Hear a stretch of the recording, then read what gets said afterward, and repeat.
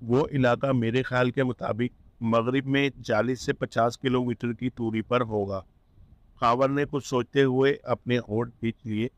میں نے بتایا تو ہے کہ پولیس نے وہاں کی تلاشی لے لی ہے۔ میرا مطلب یہ تھا کہ وہاں ضرور کوئی شیڈ یا بوٹ ہاؤس ہوگا، خاور نے وضاحت کی۔ انور شاہ ایسا کوئی مالدار آدمی نہیں تھا، نگت بولی۔ دونوں جب بھی وہاں شکار کے لیے جایا کرتے تھے تو کرائے پر کشتی لے کر جاتے تھے۔ نگت نے جانے کیوں ایک گہری سانس لی تھی، جیسے اس موضوع سے اکتانے لگی ہو۔ خاور نے اس طرح باندھا انداز میں ایک سگریٹ سلگایا، پھر کہا، دیکھو نگت، اگر 1.5 کروڑ کی رقم حاصل کرنی ہے تو اس معاملے کو حل کرنا ہوگا۔ جس روز انور شاہ مارا گیا تھا اس دن کے واقعات یاد کرو۔ شاید تم اب بھی کوئی بات بھول رہی ہو۔ میں گھر پر تھی، اس لیے نہیں جانتی کہ کیا واقعات پیش آئے تھے۔ اس روز آصف کی چھٹی تھی اور وہ باہر گھومنے نکلا ہوا تھا۔ جانے سے پہلے کیا اس نے کچھ کہا تھا؟ کیا وہ نروس دکھائی دے رہا تھا؟ نہیں، میں نہیں سمجھتی کہ اس نے پہلے سے کوئی پلان تیار کر رکھا ہو۔ اچانک ہی جب انور اتنی رقم کے ساتھ کار میں بیٹھا ہو تو یقیناً اس وقت ہی اس کے ذہن میں کوئی منصوبہ تشکیل پایا ہوگا، مگر لوگوں کا تو یہی خیال ہے کہ عاصم نے پہلے سے منصوبہ بنا رکھا تھا، کیونکہ گہری دوستی کے سبب اس کو یہ معلوم ہی تھا کہ انور اس روز بینک سے اپنے دفتر کے تمام ملازمین کی تنخواہ نکلوا کر لاتا ہے۔ خاور نے سر ہلا کر کہا، آصف کار پر اکیلا ہی واپس آیا تھا۔ اس نے تم سے کیا کہا تھا؟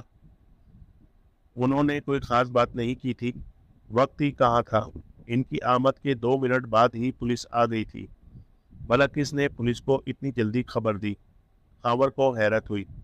جب انور کافی دیر تک نہیں لوٹا تو فیکٹری کے مالک ثاقب جنیدی کو تشویش ہوئی۔ اس نے بینک فون کیا، کیشیئر اور چوکیداروں سے پوچھ گچھ کی گئی۔ چوکیداروں نے بتایا کہ انور اپنی کار وہیں چھوڑ کر اپنے دوست کی گاڑی میں چلا گیا تھا، اسی لیے پولیس ان کی تلاش میں یہاں آ پہنچی تھی۔ جب آصف لوٹ کر آیا تھا اس وقت کیا وہ گرد و غبار میں اٹا ہوا تھا؟ خاور نے پوچھا۔ نہیں، صرف ان کے ہاتھ کچھ گندے تھے۔ گھر میں ایسی کوئی چیز نہیں ملی تھی جس سے پولیس کچھ پتہ لگا سکتی، البتہ ان کے جوتوں میں کیچڑ لگی ہوئی تھی۔ ان کا ذاتی پستول بھی گھر میں نہیں تھا، جس پر کافی اعتراضات کیے گئے۔ وہ اگر پستول لے کر نہ گئے ہوتے تو شاید بچ جاتے۔ وہ کہتے رہے کہ ان کا پستول گزشتہ کئی ماہ سے غائب ہے، مگر کسی نے ان کی اس بات پر یقین ہی نہیں کیا۔ اچھا، اور کوئی خاص بات؟ ہاں، جب وہ لوٹ کر آئے تھے اس وقت ان کا ہاتھ زخمی تھا۔ میں نے زخم دیکھ کر اس کے بارے میں پوچھا تو انہوں نے چوبوں کے بارے میں کچھ کہا تھا، جبکہ عدالت میں انہوں نے بتایا کہ کار کی کھڑکی کا شیشہ ٹوٹ جانے سے ان کا ہاتھ زخمی ہو گیا تھا۔ انہوں نے یہ بات بھی کہی تھی کہ کار کی سیٹ پر جو خون ٹپکا ہوا ملا تھا وہ ان کے زخمی ہاتھ کا ہی ہے۔ معائنہ کرنے پر کار کا شیشہ ٹوٹا ہوا ملا بھی تھا، مگر ڈاکٹری معائنے کرنے پر معلوم ہوا کہ وہ خون ان کا نہیں تھا، بلکہ انور کے خون سے مماثلت رکھتا تھا۔ مگر یہ بات تو آصف نے تمہیں بتائی نہیں تھی۔ تم سے اس نے یہی کہا تھا کہ اسے چوہوں نے کاٹ لیا ہے؟ تو خاور نے کہا، انہوں نے چوہوں کے بارے میں کچھ اور کہا ضرور تھا جسے میں ٹھیک طرح سن نہ سکی۔ میں اس وقت کچن میں چولہے کی بھڑکتی ہوئی آگ کم کر رہی تھی۔ عدالت میں گرفتاری کے بعد ان کا طبی معائنہ کرنے والے ڈاکٹر نے بتایا تھا کہ بلیڈ سے انہوں نے اپنا ہاتھ زخمی کر لیا تھا۔ پولیس کو باتھ روم میں وہ بلیڈ بھی رکھا ہوا مل گیا تھا اور اس پر خون بھی لگا ہوا تھا۔ ذرا ٹھہرو، خاور نے اپنی ذہنی ہلچل پر قابو پاتے ہوئے کہا، آصف نے تم سے چوہوں کے بارے میں کچھ کہا تھا، پھر وہ باتھ روم گیا تھا، وہاں اس نے بلیڈ سے اپنی انگلی تھوڑی سی اور زخمی کر لی تھی۔ اب الجھن حل ہوتی جا رہی ہے، کیا تم سمجھ نہیں رہی ہو نگت؟ پل کے پل خاور کا چہرہ کامیابی کی امید تلے سرخ ہونے لگا، مگر نگت نہ سمجھ میں آنے والے انداز سے اسے تکتی رہی تو وہ اسی جوش سے آگے بولنا شروع ہوا۔ آصف کے انگلی میں چوہے نے ہی کاٹا تھا، شاید اس وقت جب وہ انور کی لاش کو چھپانے کی کوشش کر رہا تھا، مگر یہ بات اس نے پولیس کو نہیں بتائی تھی۔ کیوں؟ اس لیے کہ اگر پولیس یہ جان جاتی تو شاید لاش کا پتہ بھی لگا لیتی۔ وہ ایسی جگہوں کی تلاشی لی تھی جہاں چوہے زیادہ پائے جاتے ہیں۔ اس بات کو پوشیدہ رکھنے کے لیے اس نے اپنی انگلی بلیڈ سے مزید زخمی کر لی تھی تاکہ کوئی شناخت ہی نہ کر سکے۔ ہو سکتا ہے، نگت بولی، مگر ان معلومات سے ہمیں کیا فائدہ ہو سکتا ہے؟ کیا ہم اس مغربی ساحلی علاقے کے قرب و جوار کے ان تمام جگہوں پر لاش کو تلاش کریں جہاں چوہے بکثرت ہوں؟ نہیں، خاور نے نفی میں سر ہلایا۔ ابھی تم نے بتایا تھا کہ آصف اور انور کشتی کرائے پر لیا کرتے تھے۔ وہ کن لوگوں سے کشتی کرائے پر لیا کرتے تھے اور کشتی کو کہاں کھڑا کرتے تھے یہ معلوم ہے تمہیں؟ ایک بوٹ ہاؤس میں۔ جن کا بوٹ ہاؤس ہے، کیا اس روز وہ وہاں تھے؟ نہیں، وہ بوٹ ایک مقامی ذمہ دار کی تھی اور انہی کا بوٹ ہاؤس بھی ہے۔ انور کی موت سے 2 ہفتے پہلے ایک روڈ ایکسیڈنٹ میں ان کی موت واقع ہو گئی تھی۔ یہ بات آصف کو معلوم تھی؟ انہوں نے ہی یہ بات مجھے بتائی تھی۔ نگت کی آواز کچھ بھرا اٹھی۔ ان دنوں مچھلی کا شکار کا بھی موسم نہیں تھا۔ آج کل اس بوٹ ہاؤس میں کون رہتا ہے؟ کوئی نہیں، ذمہ دار سائیں رکیوں کا کوئی وارث نہیں تھا۔ گورنمنٹ نے ابھی تک ان کی جائیداد فروغ نہیں کی ہے۔ یہی حال انور شاہ کی جائیداد کا ہے، کیونکہ اس کا بھی کوئی وارث نہیں ہے۔ میں وہاں جانے کے پلان پر سنجیدگی سے غور کرنے لگا ہوں۔ بلاخر خاور نے متقی لہجے میں کہا۔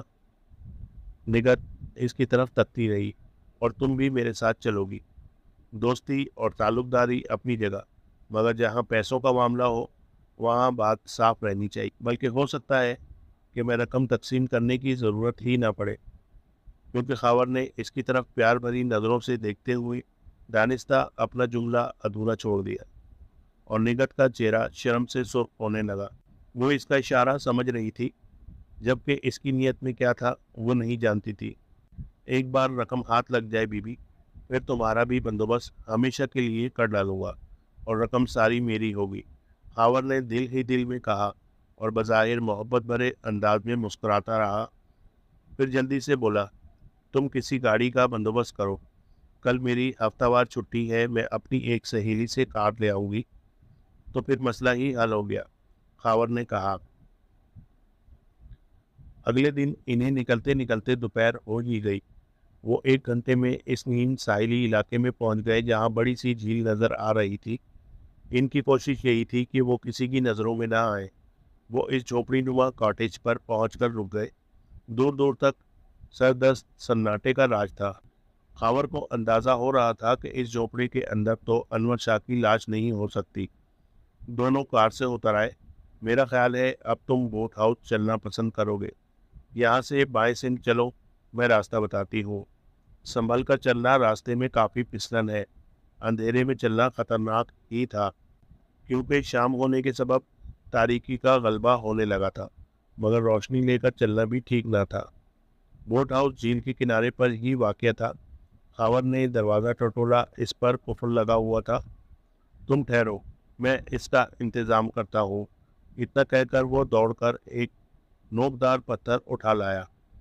قفل پرانا اور زنگ آلود تھا، 2-3 بار سے ہی نیچے آ رہا۔ خاور نے نگت کے ہاتھ سے فلیش لائٹ لی اور دروازہ کھول کر روشنی اندر پھینکی تو ڈھیر ساری سرخ انگاروں سے نظر آئے، جیسے سگریٹوں کے جلتے ہوئے ٹکڑے ہوں۔ ایک لمحے کے اندر اندر وہ سمجھ گیا، وہ آنکھیں تھیں، چوہوں کی آنکھیں۔ خاور کو چوہوں سے بہت ڈر لگتا تھا۔ فلیش لائٹ کی روشنی میں جب چوہے ادھر ادھر بھاگ گئے تو اس کی جان میں جان آئی۔ اس نے فرش پر روشنی پھینکی، وہ جگہ جگہ سے ادھڑا ہوا تھا۔ تو پولیس یہاں آ چکی ہے، وہ بدبدایا۔ میں نے تم سے پہلے ہی کہا تھا کہ پولیس ہر ممکن جگہ تلاش کر چکی ہے، نگت بولی۔ خاور نے روشنی ادھر ادھر ڈالی۔ بوٹ ہاؤس تمام تر خالی تھا، اس میں کشتی بھی کوئی نہیں تھی، یہاں تو کچھ بھی نہیں، نگت نے نا امید ہوتے ہوئے کہا۔ ٹھہرو تو، جب یہاں تک آ ہی گئے ہیں تو کیوں نہ پورے مکان کو اچھی طرح دیکھ لیں۔ پھر اس نے آگے بڑھ کر فلیش لائٹ کی روشنی چھپر پر ڈالی اور ٹھٹک گیا۔ وہ دیکھو نگت، اس کی چھت چھپر سے کافی نیچے ہے، تو اس سے کیا ہوتا ہے؟ ممکن ہے چھت اور چھپر کے درمیان کچھ جگہ ہو۔ ہاں لیکن، اور سنو، اس نے نگت کو خاموش ہونے کا اشارہ کیا۔ چھت پر کھڑکھڑاہٹ سی ہو رہی تھی۔ صاف ظاہر تھا کہ چھت اور چھپر کے درمیان چوہے دوڑ رہے تھے اور کوئی چیز کھڑکھڑا رہی تھی۔ آؤ باہر شیڈ میں سیڑھی تلاش کریں۔ انہیں بوٹ ہاؤس کے قریب ہی ٹین کے ایک چھوٹے سے شیڈ میں ایک سیڑھی مل گئی اور نگت کو لوہے کا ایک گرز پڑا مل گیا۔ خاور نے سیڑھی لگائی اور نگت نے فلیش لائٹ سے چھت پر روشنی پھینکی۔ وہاں ساری سیلنگ پر موٹے کاغذ چسپاں تھے۔ خاور نے لوہے کے اس گرز سے ان کاغذوں کو اکھاڑا۔ کاغذوں کے نیچے پلائی ووڈ کے 2-3 تختے بے ترتیبی سے ٹھوکے گئے تھے۔ صاف ظاہر ہو رہا تھا کہ یہ کام گھبراہٹ اور جلد بازی میں کیا گیا ہے۔ خاور نے اسی گرز سے تینوں تختے اکھاڑ ڈالے تو چوہے ادھر ادھر دوڑنے لگے۔ خاور نے نگت سے فلیش لائٹ لے کر کھڑکی نما دراز سے روشنی اندر ڈالی اور اس کی مسرت کی انتہا نہ رہی۔ لوہے کا وہ سیاہ باکس سامنے ہی رکھا تھا اور اس کی بغل میں ایک بھیانک ڈھانچہ پڑا ہوا تھا۔ خاور ڈھانچے کو دیکھتے ہی سمجھ گیا کہ وہ انور شاہ کی لاش ہے۔ اس نے ہاتھ بڑھا کر بکس کو اپنے قریب کھینچا اور اس کا ڈھکن اونچا کر کے دیکھا تو اس کی آنکھیں پھیل گئی۔ اندر 1.5 کروڑ کی رقم موجود تھی۔ تعفن اور بدبو کے باوجود خاور کو صندوق میں سے خوشبو کی لپٹیں اٹھتی محسوس ہوئی۔ کچھ ہے وہاں؟ نگت نے کانپتے ہوئے پوچھا۔ خاور نے جواب میں کہا، سیڑھی پکڑی رہو، میں اسے لے کر اترتا ہوں۔ وہ اترنے لگا۔ اب نگت کا کام تمام کرنے کا وقت آ گیا تھا۔ وہ یہی سوچتا اور پلان بناتا رہا، مگر اسے نگت کے منصوبے کے بارے میں تو کچھ علم ہی نہ تھا۔ لہٰذا جو ہی وہ صندوق لے کر نیچے اترا، نگت نے پوری طاقت سے لوہے کا گرز گھمایا اور اس کے سر پر دے مارا۔ وار اتنا بھرپور تھا کہ وہ آہ بھی نہ کر سکا اور چکرا کر زمین پر گر گیا۔ تقریباً 15 منٹ تک وہ بے ہوش پڑا رہا۔ اس دوران نگت نے ایک رسی تلاش کر لی، یا شاید اپنے ساتھ ہی لائی تھی۔ بہرکیف وہ اسے استعمال میں لانا اچھی طرح جانتی تھی۔ جب خاور ہوش میں آیا تو اس نے خود کو رسی میں جکڑا ہوا پایا۔ نگت نے اس کا منہ رومال سے کس کے باندھ دیا تھا۔ وہ فرش پر بے حس و حرکت پڑا دیکھتا رہا۔ نگت نے بکس کھول کر دیکھا اور ایک کہکہا لگا کر ہنس پڑی۔ فلیش لائٹ فرش پر پڑی ہوئی تھی۔ اس کی روشنی میں خاور کو اس کا چہرہ صاف نظر آ رہا تھا۔ وہ اب چشمہ نہیں لگائے ہوئے تھی۔ نگت نے اس کو یوں اپنی طرف ٹکٹکی باندھے گھورتے ہوئے پایا تو مسکرا کر بولی، مجھے ان سب چیزوں کی ضرورت نہیں تھی۔ یہ سب تو اس ڈرامے کا ایک حصہ تھا۔ میں نے اپنے بالوں کا رنگ ذرا بدل لیا تھا اور وزن بھی جان بوجھ کر بڑھایا تھا تاکہ کسی کی مشکوک نظریں مجھ پر نہ پڑیں۔ جانتے ہو، کبھی کبھی انسان کو بہروپیہ بننا پڑتا ہے۔ خاور نے کچھ کہنا چاہا مگر اس کے منہ میں رومال ٹھونسا ہوا تھا۔ اس کی بے بسی دیکھ کر نگت کو مزہ آ گیا۔ وہ اسی لہجے میں بولی، آصف کو اس رقم کا لالچ نہیں تھا۔ اصل بات یہ ہے کہ انور شاہ کے ساتھ میرے تعلقات تھے۔ ہم دونوں تقریباً 6 ماہ سے آصف کی آنکھوں میں دھول جھونکتے رہے تھے۔ مجھے معلوم نہیں کہ آصف کے کانوں تک یہ بات کس طرح پہنچی۔ بہرحال اسے مجھ پر شک ہو گیا تھا اور وہ مجھ پر کڑی نظر رکھنے لگا۔ وقوعے کے روز وہ اپنا پستول لے کر انور شاہ کو ختم کرنے کے ارادے سے ہی نکلا تھا۔ ممکن ہے کہ بعد میں وہ مجھے بھی مار ڈالتا۔ اس رقم کے بارے میں تو اس وقت تک اسے کچھ بھی معلوم نہیں تھا، مگر یہ بات وہ اچھی طرح جانتا تھا کہ تنخواہ کی تقسیم کے روز انور شاہ بآسانی بینک میں مل سکتا تھا۔ میرا خیال ہے کہ وہ انور کو بے ہوش کر کے یہاں لایا تھا۔ یہاں پہنچ کر مرنے سے پہلے انور کو ہوش آ گیا تھا اور وہ کہتا رہا تھا کہ وہ بے قصور ہے۔ واپس پہنچ کر آصف نے ہی یہ بات مجھے بتائی تھی، مگر اس سے مجھے یہ پوچھنے کا موقع ہی نہیں ملا تھا کہ اس نے انور شاہ کی لاش کہاں ٹھکانے لگائی ہے۔ میں اس سے پوچھنا چاہتی تھی کہ اچانک پولیس آ گئی اور ہمارے مکان کو گھیرے میں لے لیا۔ اس کی گرفتاری کے بعد بھی مجھے ایسا کوئی موقع نہ ملا کہ میں اس سے اس رقم کے بارے میں پوچھ سکتی، اور میرا نہیں خیال کہ میری اور انور کی حقیقت جان لینے کے بعد وہ مجھے کچھ بتاتا بھی۔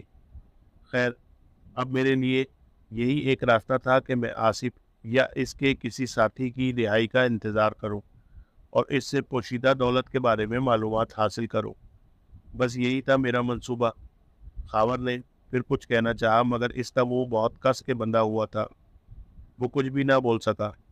जानते हो मैंने तुम पर हमला क्यों किया? वो फिर बोली, इसलिए कि तुम मुझ पर हमला करने का इरादा रखते थे। जेल से सजा काट कर निकलने वाले इसी तरह की बातें सोचा करते हैं। मैं खुद भी तो एक कैदी की तरह रह चुकी हूँ, तन्हाई, तंगदस्ती और हालात की कैदी। मैं ये भी जानती हूँ कि तुमने मेरी हमदर्दी लेने और मुझसे मोहब्बत दिखाने के लिए कुछ बातें झूठ भी बोली थी, क्योंकि मैं तो काफ़ी हद तक बहुत कुछ जानती थी। इससे भी मुझे तुम्हारी नीयत पर शक का पूरा हक हासिल रहा। खैर, अब मैं इस रकम का मुनासिब इस्तेमाल करने का प्लान बनाऊंगी और तुम इधर अपनी मौत का।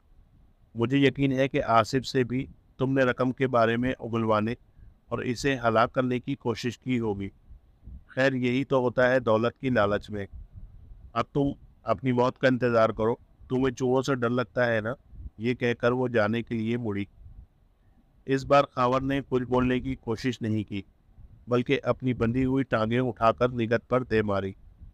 वो इस अचानक हमले से लड़खड़ाकर गिर पड़ी। इसके गिरते ही खावर ने पैरों से इसके पेट पर वार करने शुरू कर दिए। निगत तड़प कर पीछे हुई तो इसका पैर दरवाजे से टकराया और कुआर एक झटके से बंद हो गया।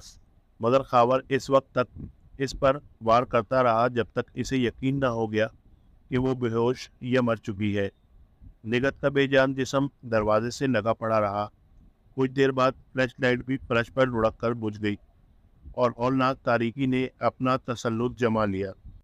तब वो लुढ़क कर इसके पास आया और अपना चेहरा इसके जिस्म पर रखा तो इसके सारे बदन में एक सनसनी सी फैल गई।